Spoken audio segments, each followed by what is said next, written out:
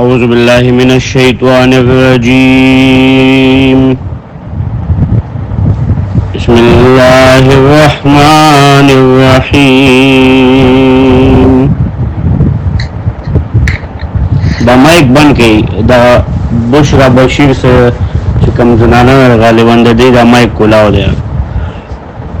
بسم اللہ الرحمن الرحیم. الحمد للہ رب العالمین الرحمن الرحیم مالک یوم الدین ایاک نعبد و ایاک نستعین اهدنا الصراط المستقیم صراط الذین انعمت علیہم غیر المغضوب علیہم ولا الضالین. رب اشرح لی صدری ویسر لی امری واحلل عقدۃ من لسانی یفقهوا قولی.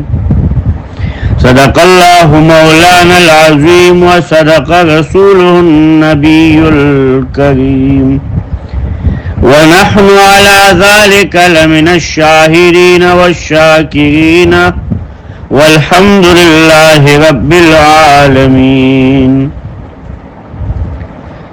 سورة الفاتحہ شروع شوا دا اللہ پا فضل و کرم سرا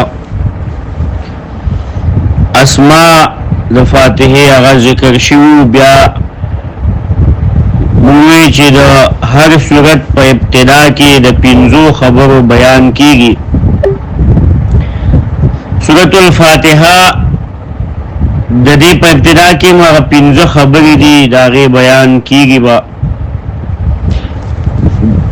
پہلنائی خبرہ چی سورت مکی دے یا مدنی دے پا نزول کے سویم دے اور ترتیب کے سویم دے.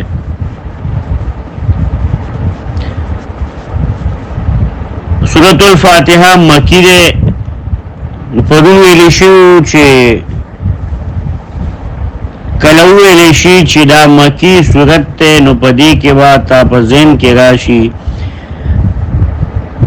چی دی صورت کے دا اللہ صفات تی پدی کی توحید دے خالص دا اللہ یوالے اور دا اللہ بندگی پدی کے بیانی.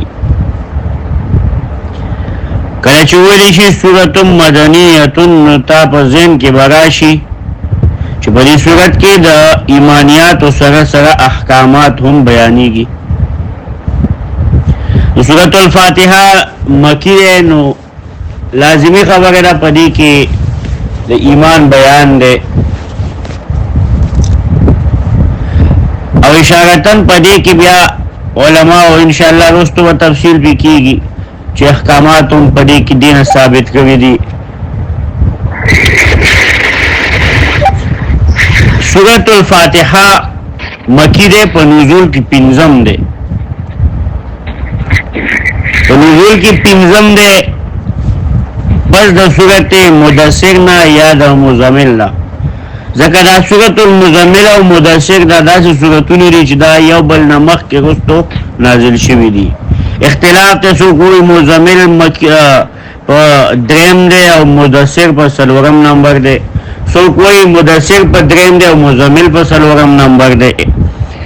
داغی وجہ دارا چی دیکھ آیتونا مکس را نازل شوی دی. دا مدثر آیتونا باز مخ کی را غلی باز دا مزمل را ندیک اختلاف ذکر را غلی دے. دویمہ خبرہ چی سورة الفاتحہ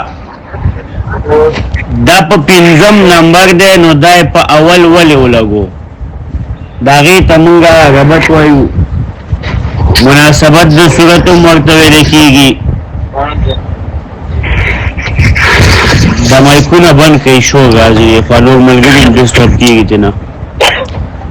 نو سورة الفاتحہ دا صورت چی کم دے دا پا پنزم نمبر دے پس دا صورت مزملنا او دا دینا سلور سورتونا مخکې نازل شوي دي دا په 5 نمبر دی. نو دا بیانېږي چې دا په 5 نمبر دی نو دا په اولني نمبر ولیکو پیلا باندې پکار خدا وا چې دې نمخ کې سلور سورتونو نو دا په 5 نمبر پکارو. دغه خبره ته ربط ویل کیږي، مناسبت د صورت ویل کیږي. زموږ استاد محترم ورته ربط الصورت ویل، ربط الصور وایي. نو چونکې د دې نمخ کې بل صورت نشته دا پهلنی دی، د دې وجه نه زموږ شیخ سے فرمایي چې د دې صورت وجه د تقدیم دا صورت مخکې نازل شوی دی، پهلنی نمبر دی، د هغې وجه بیانوي او د هغې یو څه وجوهات دي. هسې خو ډېر وجوهات دي خو دا یو څو ترې نه بیانوو. یو وجه دا اردو کی ما خیال نہ بیا پختو شو. سورۃ الفاتحہ مکی صورت ہے، نزول میں 5ویں نمبر پر ہے. سورہ مزمل یا سورہ مدثر کے بعد تفصیل کچھ ہو گئی لیکن ان سے وہ اردو میں بات رہ گئی تھی، پشتو میں ہی شروع ہو گیا. تو سورہ فاتحہ 5ویں نمبر پر ہے، اس سے پہلے مزمل یا مدثر نازل ہوئے، اس میں اختلاف ہے. ربط صورت کا چونکہ آگے سے صورت ہے نہیں تو اس لیے اس کی وجہ تقدیم بیان کریں گے. وجہ تقدیم پہلے نمبر پر علماء نے بیان کی ہے. علماء کہتے ہیں مدار آسمانی کتابوں کا 5 اشیاء پر ہے. آسمانی کتب کے علوم کا مدار 5 اشیاء پر ہے. پہلا یعنی ان آسمانی کتب میں 5 اشیاء وہ خصوصاً بیان ہوئے جو ان کا خلاصہ ہے جو آسمانی کتب کا. پہلے نمبر پر علم المعرفہ. علم معرفت یعنی علم الاصول جس کو کہا جاتا ہے، اللہ کی معرفت، اس میں علم الاصول بھی اس کو کہا جاتا ہے. دوسرے نمبر پر علم النبوات یعنی پیغمبروں کا علم کہ اللہ تبارک و تعالیٰ نے انبیاء حضرات کو کیوں مبعوث فرمایا. اور تیسرا علم علم المعاد یعنی قیامت کا علم. قیامت کا علم کب ہے، کیسے ہوگا، کیا حالات ہوں گے. اور چوتھا علم العبادات، عبادات کیسے کرنا ہوں گے، اور عبادات کے طریقے اور عبادات کے فرائض. 5ویں نمبر پر علم القصص، واقعات انبیاء حضرات کے، اولیاء حضرات کے. تو یہ 5 علوم ان تمام 103 کتابوں میں موجود تھے. یہ ان کا خلاصہ ہے، یہ 5 علوم یہ ہر ایک کتاب میں. تو سورۃ الفاتحہ جو سورت ہے اس میں یہ 5 کے 5 علوم اللہ نے بیان فرمائے ہیں. تو یہ گویا کہ ان 5 آسمانی کتابوں کا خلاصہ ہو گیا. 103 جو کتابیں ہیں قرآن کے ساتھ پھر 104 ہو جائیں گی. تو ان آسمانی کتب کا خلاصہ سورۃ فاتحہ ہے، اس لیے اس کو پہلے نمبر پر لایا. دوسری وجہ امام غزالی نے جواہر القرآن میں بیان کیا، علوم 10 قسم ہیں. 10 علوم بیان ہوئے ہیں آسمانی کتب میں. پہلا علم المعرفہ، اللہ کی ذات کا علم. علم معرفت یعنی ذات الہی کا علم، اللہ کی ذات کہ اللہ کون ہے، ہمارا رب ہے. دوسرا صفات الہی کی معرفت صفات الہی یعنی اللہ کے صفات کی معرفت. تیسرا علم معرفت اللہ کے افعال کا کہ اللہ کیا کرتا ہے اور کیا کر سکتا ہے اور کیا کیا ہے. چوتھا علم ذکر معاد کا، معاد معنی قیامت کا علم. اور 5واں علم التزکیہ یعنی نفس کو صاف کرنا. اور 6واں علم التحلیہ یعنی خوبصورت کرنا اپنی عبادات کو، اپنے لیل و نہار کو، اپنی زندگی کو. ساتواں علم ذکر انعامات الہی کا اولیاء اللہ پر، یعنی اللہ کے اولیاء پر انعامات الہی کا تذکرہ. اور آٹھواں علم ذکر اللہ کے غضب کا اعداء اللہ پر، اللہ کے دشمنوں پر اللہ کے غضب کا بیان. اور نواں محاجت الکفار، کافروں کے ساتھ بحث مباحثہ، ان کے ساتھ جو دلائل کے میدان میں جو بحث ہوتے ہیں ان کا بیان. اور دسواں علم احکام الفقہ. احکام الفقہ یہ 10 علوم امام غزالی نے جواہر القرآن میں بیان فرمائے ہیں کہ یہ تمام آسمانی کتب میں یہ موجود تھے. یہ علوم سب سے بنیادی علوم ہیں. تو سورۃ الفاتحہ میں 8 علوم انہوں نے فرمایا کہ ذکر ہوئے ہیں. یہ 9واں اور 10واں علم، 9واں محاجت الکفار اور 10واں احکام الفقہ، یہ 2 علوم اس میں نہیں ہیں. تو فرماتے ہیں کہ یہ 2 نہیں ہے اور 8 موجود ہے، تو کثرت کی وجہ سے اس کو پہلے نمبر پر لایا کہ 8 کے 8 علوم اس میں موجود ہیں ما سوائے 2 کے. شیخ القرآن رحمۃ اللہ تعالی علیہ، ہمارے استاد محترم کے استاد، اللہ ان کی قبر کو رحمتوں کا گہور بنائے، فرماتے ہیں کہ امام غزالی سے یہاں پہ چوک ہوئی ہے. سورۃ الفاتحہ میں 10 کے 10 علوم موجود ہیں. امام غزالی ان سے بھول ہوئے، چوک ہوئے، اور انسان ہو سکتا ہے، یہ لازمی بات نہیں ہے کہ بڑا عالم ہوگا تو اس سے کوئی غلطی نہیں ہوگی یا ان سے بھول نہیں ہوگی. ہم ان کو غلطی تو نہیں کہہ سکتے، بڑے لوگ تھے، ان کی غلطی کو ہم چوک کہہ سکتے. شیخ القرآن فرماتے ہیں اس صورت میں یہ دونوں موجود ہیں، مطلب یہ کہ 10 کے 10 علوم. آخری 2 علوم محاجت الکفار اور احکام الفقہ یہ موجود ہیں. محاجت الکفار ایاک نعبد، ایاک نعبد میں محاجت الکفار کو اشارہ کیا ہے کہ اللہ ہم خاص تیری ہی عبادت کرتے ہیں، کسی اور کی نہیں. مطلب یہ کہ یہ جو مشرکین ہیں، کفار ہیں، یہ آپ کی عبادت نہیں کرتے، ہمارے ان کے ساتھ جھگڑا ہے اسی وجہ سے. اور 10واں علم علم الفقہ، علم الفقہ وہ بھی اس میں بیان ہے ایاک نستعین، استعانت یعنی اللہ کی بندگی، اللہ کے احکامات کو ماننا، اس کو علم الفقہ کہتے ہیں. یہ بھی اس علم کو ایاک نستعین میں اشارہ فرمایا رب نے. تو دوسری وجہ، اور یہ امام غزالی سے یہ 2 علوم کیوں رہ گئے تھے، اس کی وجہ سے القرآن رحمۃ اللہ تعالی علیہ نے بیان فرمائی ہے. کہتے ہیں کہ امام غزالی نے فلسفہ اور ان جو منطق اور یہ علوم تھے ان کو بہت توجہ دی تھی. منطق، فلسفہ، تو ساری زندگی اسی میں بسر کی، اسی میں گزر گئی. آخری عمر میں ان کو پتہ چل گیا کہ یہ علوم یہ صرف ایک آلہ ہے، اصلی علوم وہ قرآن اور سنت کے ہیں. تو آخری عمر میں پھر ان کو جب پتہ چلا، انہوں نے باقی تمام علوم جو ان کے جن میں ان کو مہارت حاصل تھی وہ پھر انہوں نے چھوڑ دیے اور قرآن و سنت کی طرف ان کی مکمل توجہ ہو گئی.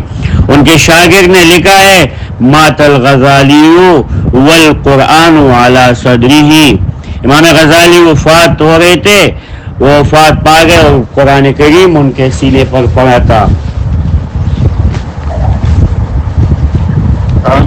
تیسری وجہ یہ بھی امام غزالی نے بیان فرمایا ہے.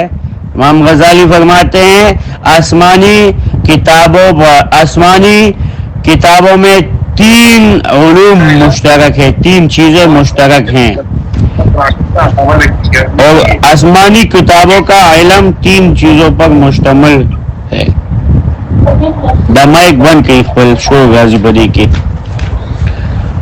آسمانی علم 3 چیزوں پر مشتمل ہے. پہلا، ثناء و صفات اللہ کے، اللہ تبارک و تعالیٰ کے ثناء و صفات.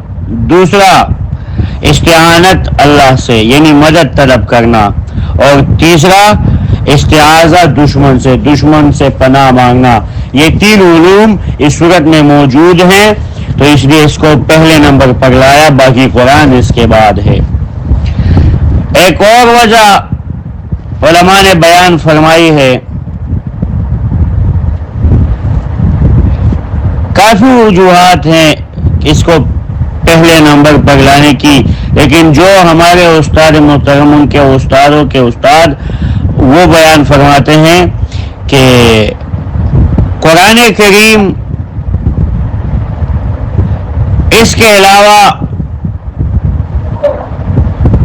103 کتابیں اللہ نے دنیا میں نازل فرمائی، تورات، زبور، انجیل اور قرآن، اور 100 صحائف.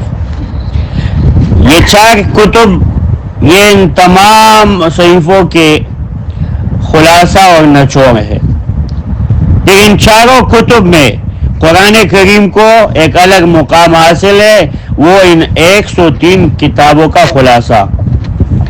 پھر قرآن کریم وہ اس کا خلاصہ سورۃ الفاتحہ میں ہے، سورۃ الفاتحہ میں اس کا خلاصہ بیان ہو رہا ہے.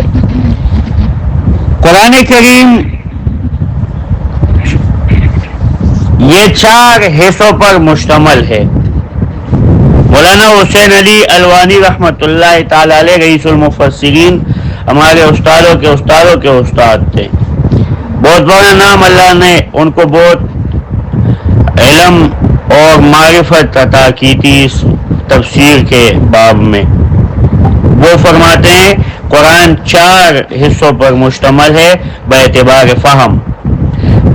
اعتبار فہم سے 4 حصے ہے قرآن. پہلا حصہ سورۃ الفاتحہ سے شروع ہو کر سورہ مائدہ پر ختم ہو جاتا ہے، فاتحہ سے انعام تک، یعنی مائدہ کے آخر تک اور انعام کے شروع تک. دوسرا حصہ انعام سے لے کر کہف تک. تیسرا حصہ کہف سے لے کر سبا تک، اور چوتھا حصہ سبا سے لے کر سورہ ناس تک. 4 حصوں پر مشتمل ہے، یعنی باعتبار فہم. ایک تو باعتبار صورت ہے، اور صورتوں کے اعتبار سے تو یہ 114 صورتیں ہیں ٹوٹل، اور پاروں کے اعتبار سے 30 پارے ہیں. منزل کے اعتبار سے 7 منزل پر مشتمل ہے، لیکن باعتبار فہم یہ 4 حصوں پر مشتمل ہے.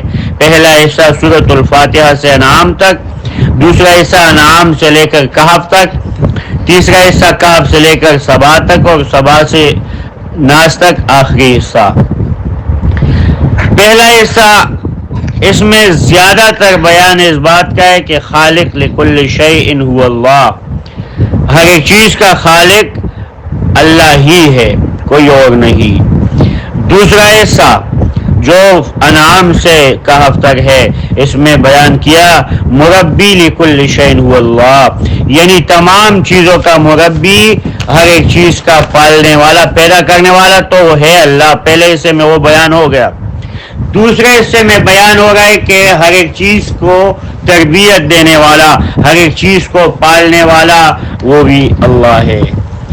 تیسرا حصہ جو کہف سے سبا تک ہے، سورۃ السبا تک، اس میں بیان ہو رہا ہے کہ مبارک فی کل شیء هو اللہ، یعنی پیدا بھی اللہ نے کیا، تربیت بھی اللہ نے کی، اور اب اس حصے میں بیان یہ ہو رہا ہے کہ برکت ڈالنے والی ذات بھی اللہ ہی کی ہے. چوتھا حصہ جو سورۃ سبا سے آخر تک ہے، اس میں 2 باتیں بیان ہو رہی ہیں، 2 باتوں کا تذکرہ. پہلی بات اس بات قیامت، یعنی یہ 3 مسئلے آپ نے مان لیے. یہ مان لیا کہ خالق لکل شیء هو اللہ، یہ مان لیا کہ مربی لکل شیء هو اللہ. مربی تربیت سے ہے، رب جو ہم کہتے ہیں نا رب العالمین، تو رب مانا تربیت کرنے والا، مربی. تو دوسرے حصے میں آپ نے مان لیا کہ مربی اللہ ہی ہے. یہ بھی مان لیا کہ برکت ڈالنے والی ذات بھی اللہ ہی کی ہے. تو اب یہ بھی مان لو کہ قیامت آنے والی ہے، حساب کتاب ہوگا، آپ سے پوچھا جائے گا کہ بھئی کیا کیا تھا آپ نے. آپ سے پوچھا جائے گا کہ بھائی آپ نے یہ 3 مسائل مانے تھے یا نہیں. تو دوسری بات اس آخری حصے میں اگر آپ کے ذہن میں یہ بات ہے کہ ہمیں فلاں بچائے گا، فلاں بابا، فلاں پیر، فلاں ولی، فلاں نبی، فلاں فرشتہ وہ بچائے گا، تو یہ آپ کی خام خیالی ہے. ایسی کوئی بھی بات نہیں. قہر جو جبری شفاعت ہے، زور و زبردستی کی جو شفاعت ہے، وہ یہ سوچ بھی نہیں رکھنا آپ نے. اعلان ہوگا لمن الملک اليوم، لمن الملک اليوم، کس کا اختیار ہے آج کے دن، اعلان کیا جائے گا. سب خاموش ہوں گے، پھر اللہ کی طرف سے فرشتہ اعلان کرے گا للہ الواحد القہار، خاص اللہ ہی کا اختیار ہے جو اکیلے ہے، کوئی اور اس کے ساتھ نہیں شریک. تو قیامت کے دن زبردستی کی شفاعت نہیں ہوگی، البتہ شفاعت اذنی ہوگی. اس پر انشاءاللہ مالک یوم الدین میں تفصیل کریں گے. تو یہ 4 حصے ہیں قرآن کے باعتبار فہم. پہلے حصے میں خالقیت کا بیان کہ خالق اللہ ہی ہے. دوسرے حصے میں جو انعام سے لے کر سب کہف تک ہے، اس میں یہ بیان کہ مربی ہر ایک چیز کا رب اللہ ہی ہے، کوئی اور نہیں. تیسرے حصے میں کہ برکت بھی اللہ نے ڈالی. اور چوتھے حصے میں کہ قیامت آئے گی تو تب پوچھ گچھ ہوگی اور کوئی آپ کو زبردستی اللہ سے چھڑانے والا بھی نہیں ہوگا، صرف اور صرف اللہ کا اختیار ہوگا. تو یہ 4 مسائل جو ہیں، 4 جو باتیں ہیں قرآن کی جو بنیادی ہیں، وہ اس صورت میں بیان ہو رہی ہیں.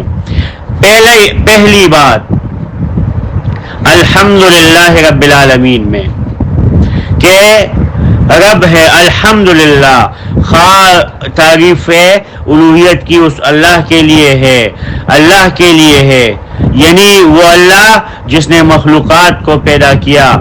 پھر دوسرے حصہ جو ربوبیت کی تعریف، ربوبیت پر مشتمل ہے، اللہ کی ربوبیت جس میں بیان ہو گئی ہے. دوسرا حصہ نام سے کاف تک اس کی طرف اشارہ رب العالمین میں فرمایا. اور تیسری جو بات ہے کہ اللہ نے ہر ایک چیز میں برکت ڈالی ہے. تو الرحمن الرحیم، یہ اللہ کی رحمانیت ہے کہ اس نے ہر ایک چیز میں برکت ڈالی ہے. اور چوتھی بات کہ قیامت قائم ہوگی، پوچھ گچھ ہوگی، حساب کتاب ہوگا، اس کی طرف اشارہ مالک یوم الدین میں کیا کہ مالک یوم الدین اللہ قیامت کے دن کا، جزا و سزا کے دن کا مالک ہے. اور اس میں اشارہ یہ بھی کہ کوئی بزور بازو چھڑانے والا اللہ سے نہیں ہوگا، سب اللہ کے محتاج ہوں گے، اللہ کی طرف رحمت کے طلبگار اللہ سے ہوں گے، کسی کا اختیار نہیں ہوگا، سب اللہ کو محتاج ہوں گے. تو یہ چاروں جو باتیں ہیں قرآن کی بنیادی اصول جو ہیں قرآن نے جو بیان کیے ہیں، تو یہ چاروں کی چاروں قرآن کے اس سورت میں موجود ہیں. تو چونکہ یہ قرآن کا خلاصہ ہوا تو سورۃ الفاتحہ کو اس لیے ابتدا میں بیان فرمایا. اب آتے ہیں تیسری جو بات ہے اس کی طرف. تیسری بات امتیازات سورۃ فاتحہ ممتاز ہے. 2-3 بیان کرتے ہیں مختصر کہ آپ کو یاد رہ جائیں. سورۃ الفاتحہ ممتاز ہے اس بات پر کہ سب سے پہلے اس کو لایا، سب سے پہلے اس سورت کو اللہ نے لایا، باقی قرآن اس کے بعد ہے. یہ اس کی ممتازیت پہ دلیل ہے. دوسری سورت ممتاز ہے اللہ کے 5 صفات پر. پہلی 3 آیاتوں میں. تیسری امتیاز سورت ممتاز ہے اس بات پر کہ اللہ سے کیسے مانگا جائے، اللہ سے کیسے مانگا جائے، اللہ کی تعریف کی جائے، اللہ کو رحمان و رحیم مانا جائے، ثنا و صفات بیان کیے جائے، اللہ کی بڑائی بیان کی جائے، اور اس کے بعد ایاک نعبد و ایاک نستعین، اللہ سے پھر اس کے بعد مانگا جائے. تو اس لیے یہ سورت ممتاز ہے اس بات پر کہ اس میں دعا کرنے کا سلیقہ سکھایا ہے، اور اس سورت کا نام بھی ہے سورۃ المسئلہ۔ مسئلہ معنی سوال کرنا، تو اللہ سے سوال کرنا، اللہ سے مانگنے کا طریقہ اس میں عجیب انداز کے ساتھ سکھایا ہے۔ انشاءاللہ جب تفسیر شروع ہوگی آیتوں پر تو اس میں پھر بیان بھی کیا جائے گا۔ ابھی امتیازات بیان ہو رہے ہیں، تو تیسری امتیاز کہ اس میں سوال کرنے کا، اللہ سے مانگنے کا طریقہ سکھایا ہے۔ چوتھی امتیاز، سورت ممتاز ہے ان تین فرقوں کے بیان پر عجیب انداز میں، جو باقی قرآن میں یہی تین کے تین ہر جگہ بیان ہوں گے، آپ کو مفصل طریقے سے مختلف مقامات پر یہ سامنے آئیں گے، مومن، کافر اور منافق، لیکن جس انداز سے، جس مختصر اور مدلل انداز سے یہاں پہ بیان ہوئے ایسے کہیں بھی نہیں ہے۔ چوتھی بات، ہر صورت کی ابتدا میں جو چوتھی بیان کی جاتی ہے، مقصد صورت یا خلاصہ صورت یا محور صورت، تو یہ یہاں پر بیان کی جا رہی ہے۔ سورۃ الفاتحہ کا مقصد العبادۃ للہ وحدہ، عبادت کی لائق ذات، عبادت صرف اور صرف اللہ ہی کی کرنی ہے، کسی کی نہیں، پیر، ولی، فقیر، پیغمبر، جن، ملائک، زندہ، مردہ، کسی کی بھی نہیں، خاص اللہ ہی کی۔ دا مائک ستاسو کلاو دا بند کیجی، معشومان و شوق پر کے راضی۔ اللہ ہی کی عبادت کرنی ہے، کسی اور کی نہیں کرنی۔ العبادت للہ وحدہ، عبادت کے لائق ذات صرف اور صرف اللہ ہی ہے۔ پانچویں بات، تقسیم ہے سورت تقسیم ہے تین حصوں پر، سورت تقسیم ہے تین حصوں پر۔ پہلا حصہ الحمدللہ رب العالمین الرحمن الرحیم مالک یوم الدین، پہلا حصہ۔ دوسرا حصہ آیت نمبر 4، ایاک نعبد و ایاک نستعین، یہ دوسرا حصہ ہو گیا۔ اور تیسرا حصہ اہدنا الصراط المستقیم صراط الذین انعمت علیہم غیر المغضوب علیہم ولا الضالین، یہ تیسرا حصہ۔ اب آئیے پہلے حصے میں بیان ہو رہا ہے اللہ کے صفات، حقوق، اللہ کے حقوق۔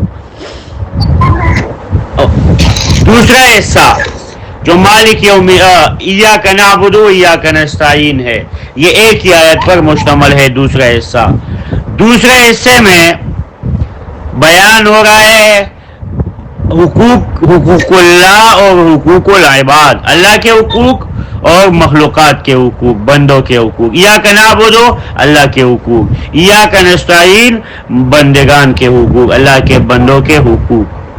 اور تیسرا حصہ اہدنا الصراط المستقیم سے ضالین تک، تیسرا حصہ اس میں صرف اور صرف بندوں کے حقوق بیان ہو رہے ہیں۔